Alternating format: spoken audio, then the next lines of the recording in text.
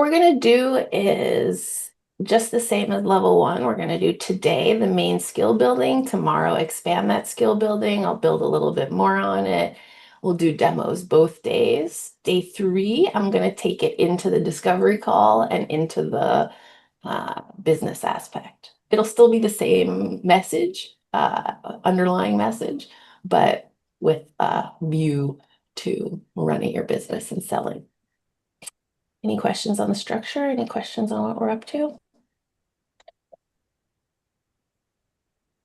Okay. So I will say, unlike level one, I'm going to delay our first demo until after I do the theory. So we are going to do theory for the next probably half hour, 45 minutes or so. Then we'll do a little demo, then we'll take a break, or maybe we'll take a break before the demo. So welcome to the Conversational Hypnosis School. This is 102. As Felix said, the main thing he was saying he was missing from his conversation so far is that element of motivation. Because what's the point of ACH? What's the point of untying knots? It's really what? You guys can say yourselves. What's the point of it? What do you do when you're asking questions that are level one questions?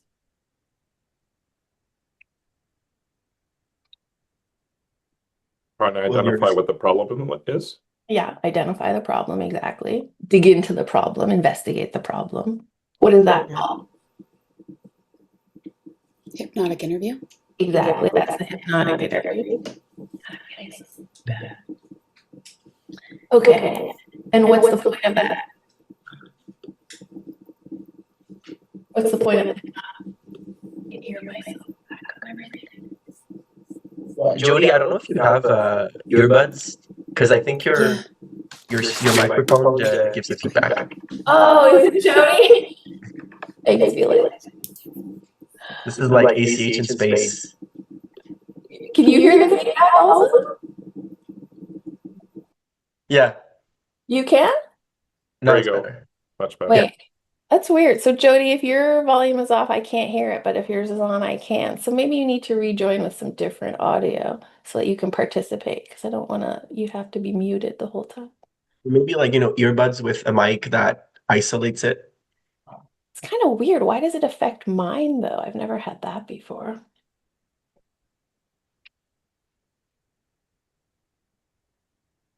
So sorry, Jody, I don't know what to do with that.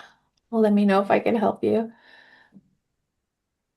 But so, okay, hypnotic interview. That was Jody's answer, which was the correct answer. Hypnotic interview. When you get an answer in the hypnotic interview, what are you doing with it?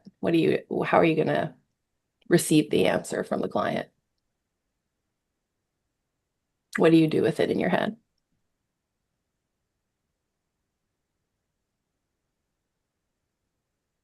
When you first ask a question, what's the problem? You start digging into the problem. Then what do you do when you hear the answer? What's your first port of call? What are the basic principles of untying knots? There are two basic principles of untying knots from 101.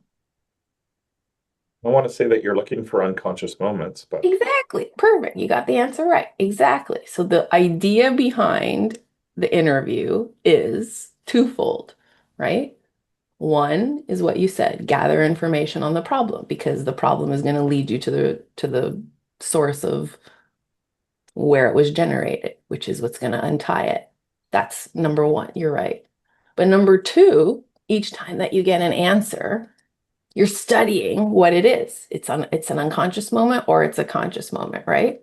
So that's the use of that level one skill. Just to identify, where are we? What is this client up to?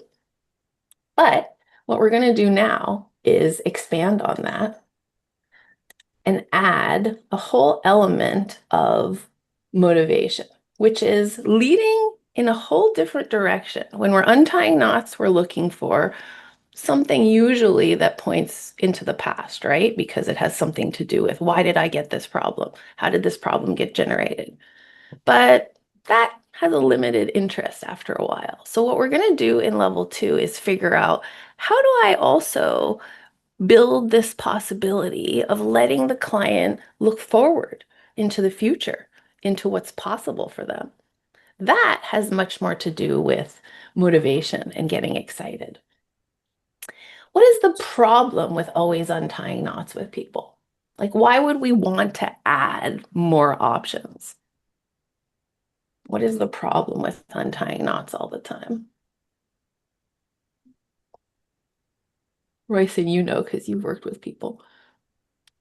What's the problem with always asking people, okay, so what's the problem? Why is that a problem for you? What do you want instead of that? What's stopping you? As it becomes more like an inquisition rather than, a direction towards change. Exactly. And what's the problem with an inquisition? They get very resistant and frustrated and resist, and you get their resistance. Exactly. It sometimes rubs people the wrong way. Sometimes it's picking up on their, resistance. Sometimes it's suggesting to them, hey, I'm gonna try to help you. And that's triggering what? Remember those two words that I tell you all? Psychotic insight. Yeah. Exactly. It's triggering their psychotic insight. So it's very easy if you get into that kind of, why do you have the problem? Let's get rid of the problem. The problem is stupid. Into that kind of level 1 thing to trigger either their resistance or lose their interest, or it just doesn't go anywhere because they're like, I don't know. I don't know. I don't know. Why do I have the problem? I don't know. What's stopping you? I don't know. So there's places you can't go. There are people who it gets under their skin. Have you noticed in yourself that it has the possibility also to just become annoying and repetitive to you? Recording in progress. Like there's only so many times, there's only so many times I feel like that we can do, well, what's stopping you? Before it starts to be like, well, that's kind of irritating and annoying. So the problem with untying knots is it has limits. It has that, you use the word inquisition, Gilles, which is why I did the magnifying glass, because it does have that kind of feeling of prodding, of irritating, and of let me help you. I can fix this if I just ask you some questions, right? This is the way I think of level 1. It's like I'm teaching you a pitchfork, right? It's very strong. It burns. It's very to the point. It's why it's amazing. I will say it's like a very cool thing that you can ask people questions about their problem and by default have them reveal something to you. But it does have this ability to burn. And if it has the ability to burn the client, it also has the ability for you to get burned. So the problem with the Q&A and the problem with the level 1 is it comes in kind of hot. It doesn't address every single kind of client. It has the potential to trigger psychotic insight and then lose the client. And so it's kind of a narrow entryway into conversational hypnosis. So to me, that's like 10 or 15% of what's possible. So what are we supposed to do with the rest of our conversation? What are we supposed to do with all those exception cases? That's what we're going to talk about in this course. So why do we learn the burn first? I like that, Gilles, you said in your, intro remarks, you said you have to get to the emotion to help someone, right? Isn't that what you said? Yeah. That's what this picture is too, right? Like, what's the point of learning that skill of burning? What is the good of that? We already kind of said it. And it says so on the slide right now. As soon as you ask those interview questions, what's going to happen? You're going to Could go trigger internal. unconscious moments. Yeah.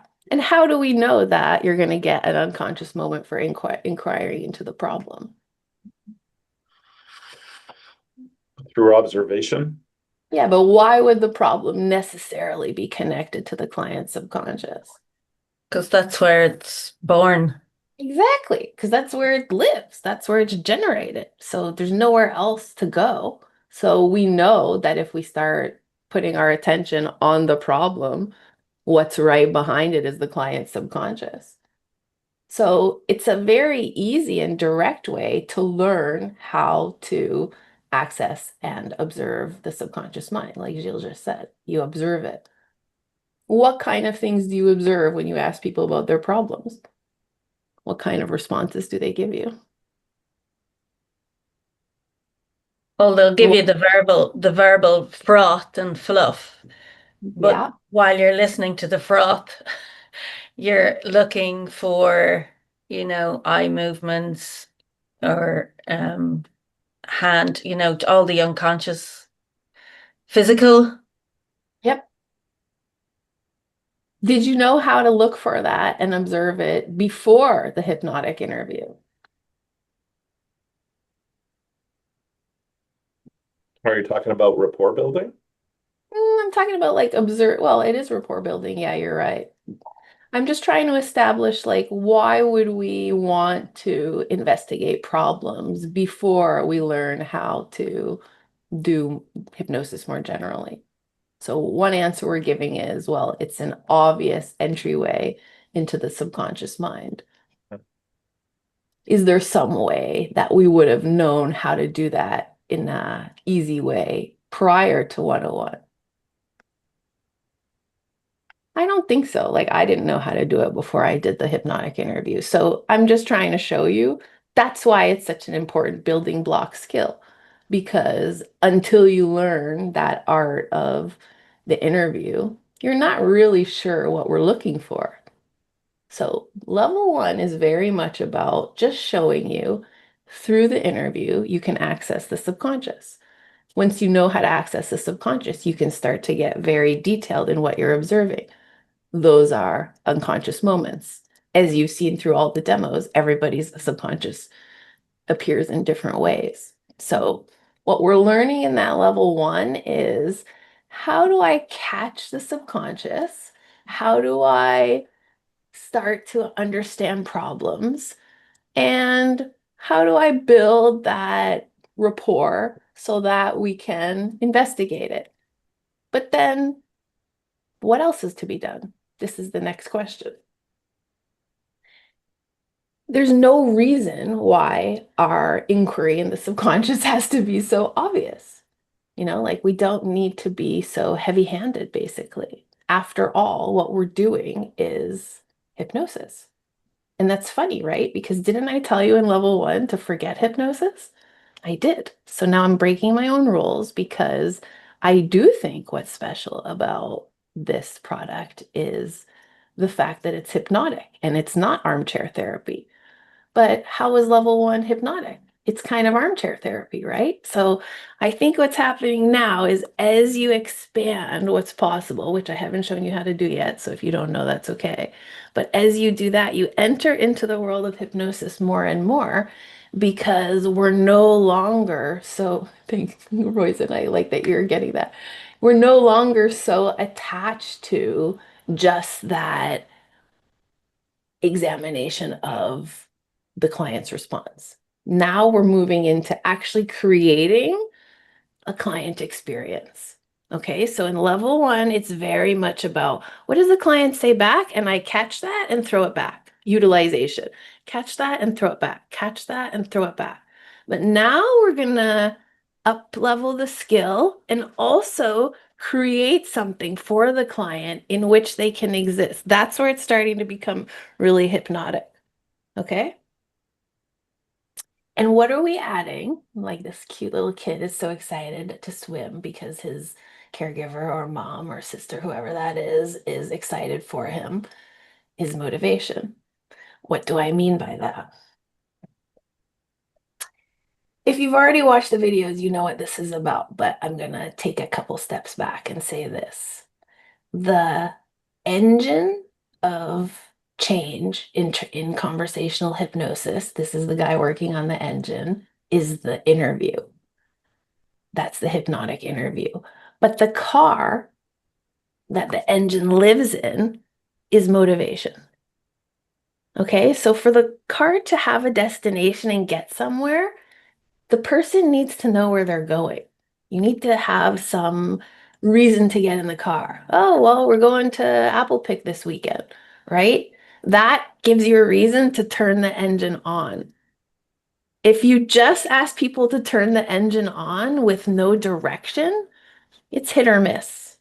So level 1, engine. Level 2, car, chairs, windshield, things around the engine so that it can actually transport the big heart, the love, the life, whatever it is.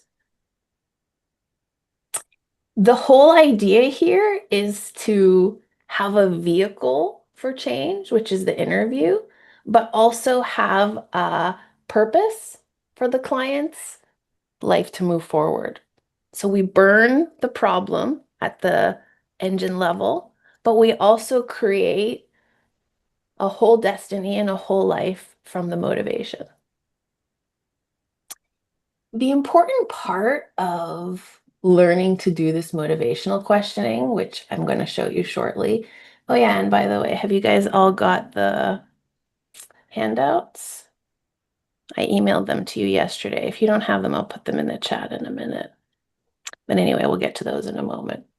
The whole art of motivation depends on really letting go of the idea that you are going to create change. So I told you already in level 1 to let go of that persona of the hypnotist. But now we're going to go even further into that and really detach from doing therapy or even being a therapist. Instead, we're going to just make this a natural way to express yourself. You're going to break free from switching from that therapeutic, what's the problem? Why is that a problem? Even that has that therapeutic voice into it, into the most casual, most regular version of yourself. And you're still going to get to the client's subconscious anyway. That's really the beauty of this differentiation that we're doing in this weekend. So by letting go of all of your persona, all of your concept about who you're supposed to be, all of what you owe your client, you're going to become more and more casual. The questions you learn and the approach you learn this weekend is what allows that to happen. So it's going to become just the way you always are, think, act, talk.